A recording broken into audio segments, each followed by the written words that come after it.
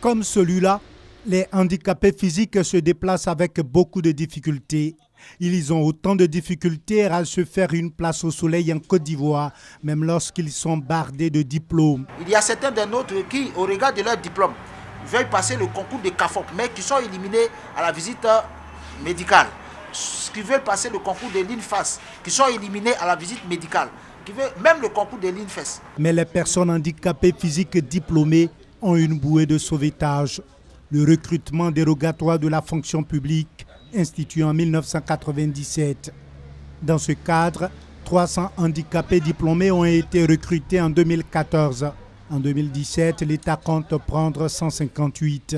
Il y a de quoi s'inquiéter selon les handicapés. Où nous attendons notre espérance, on voit que le nombre décroît, c'est un choc, c'est une déception.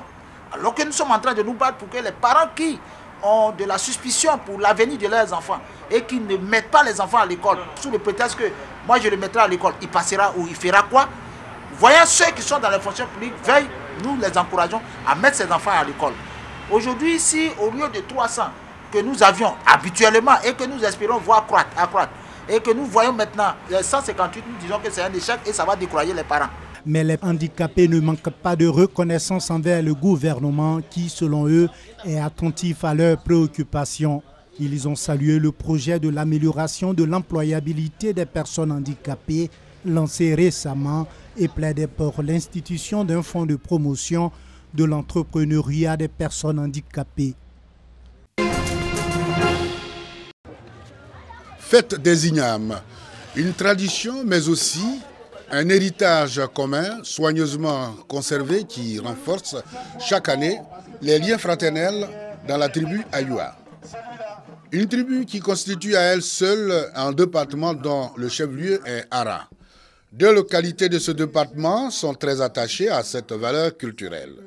Ara, le chef-lieu de tribu, où à cette occasion, le chef de la tribu Ayoua, Nana Tewade, est tenu de se faire valoir à travers une parade devant ses sujets. Occasion également pour tous les fils de cette tribu de faire un tour au bercail en vue de se rencontrer malgré leurs divergences. Rencontre pour recevoir des bénédictions de leurs parents et honorer leurs ancêtres. Cadres et membres du gouvernement appellent à la pérennisation de cette valeur culturelle. Je vous exhorte à l'union vraie pour construire Ara. Vous féliciter pour cela, d'avoir donc maintenu cette tradition, parce que qu'on le veuille ou pas, que nous soyons toujours dans la modernité, mais il faut toujours regarder dans la tradition. Idem à Abongwa, la deuxième localité où la population célèbre les ignames avec faste. Ici, l'autorité du chef traditionnel est aussi fortement respectée. Nana, dans sa politique de développement du village, a des priorités, a des plans. Nous apportons notre contribution en trouvant les moyens, en trouvant ceux qui peuvent nous aider. Une variété de manioc qui rapporte pour un hectare seulement 55 tonnes. Et à l'occasion de la fête, j'ai invité 2 chercheurs du CNRA. Ils vont expliquer comment se cultivent ces 2 spéculations-là. Pour la célébration à Abongwa, au titre de l'année 2017, le Premier ministre Amadou Gon Coulibaly a été sollicité pour en être l'invité spécial. Empêché, il a dépêché l'ancien ministre Zomogo Fofana pour le représenter. En tant que Premier ministre, naturellement, il suit les dossiers de développement de la région. En ce qui concerne particulièrement l'eau potable, en ce qui concerne aussi l'éducation et particulièrement dans la région où les villages sont très peuplés. La fête des ignames représente pour les populations de ces 2 localités le nouvel an. Elle est donc une occasion de partage et de règlement de conflits dans les différentes familles.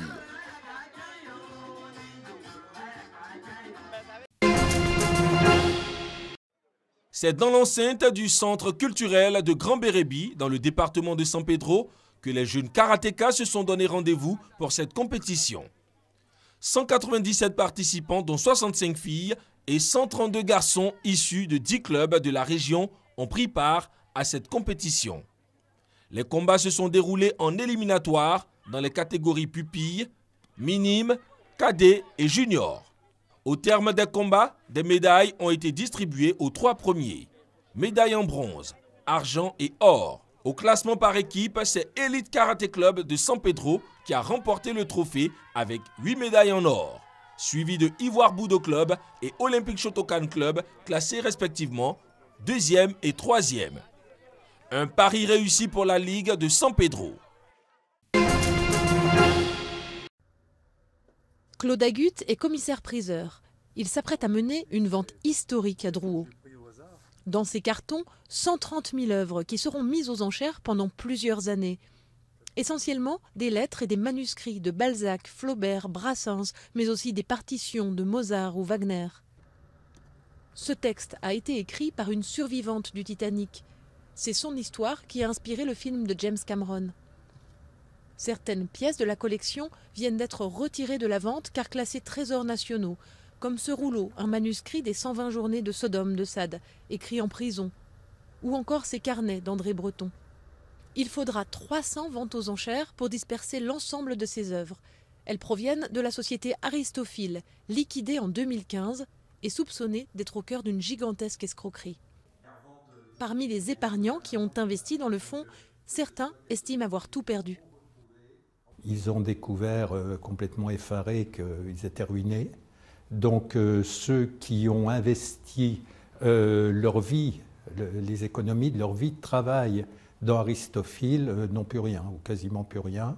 La retraite qu'ils espéraient raisonnable et bien méritée, en fin de compte, se transforme en cauchemar. Geoffroy de la Taille a placé une partie de ses économies dans des manuscrits en 2013. Bon, je ne vais pas vous dire, hein. Quand j'ai vu le rendement, je me suis laissé piéger, quoi. C'était quand même 40% au bout de 5 ans. C'était énorme, énorme. Donc, ouais, je voyais mes 180 000 devenir 250 000, quoi, d'un seul coup. Bon, oui, un peu naïf aussi. Ce comédien, comme beaucoup d'autres, guettera la vente de mercredi avec attention. Ce sera à la justice de déterminer si Aristophile était une escroquerie de type Madoff et si les biens ont été surévalués.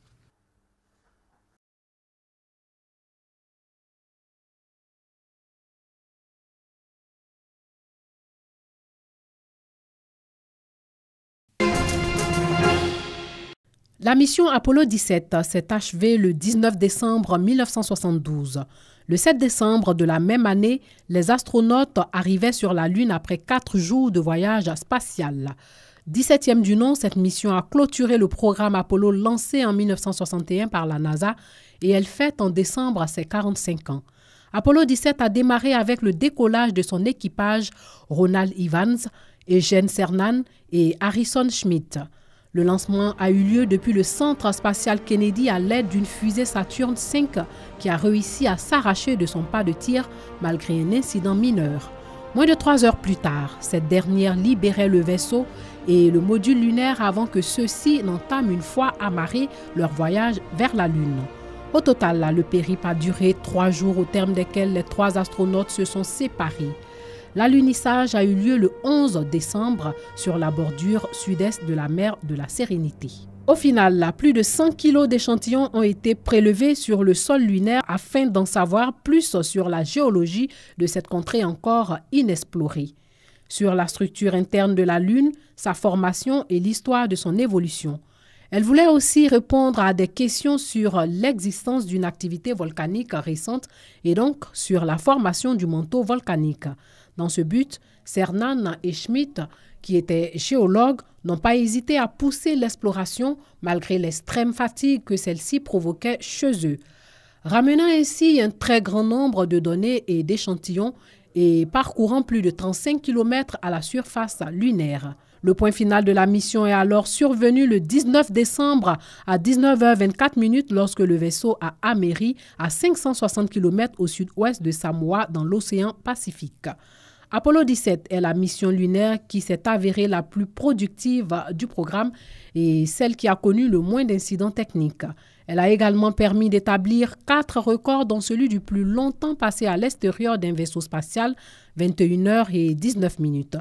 Mais elle reste surtout comme la dernière mission à avoir mené des hommes sur la Lune en 2012. Eugene Cernan demeure ainsi le dernier homme à avoir mis le pied sur la Lune.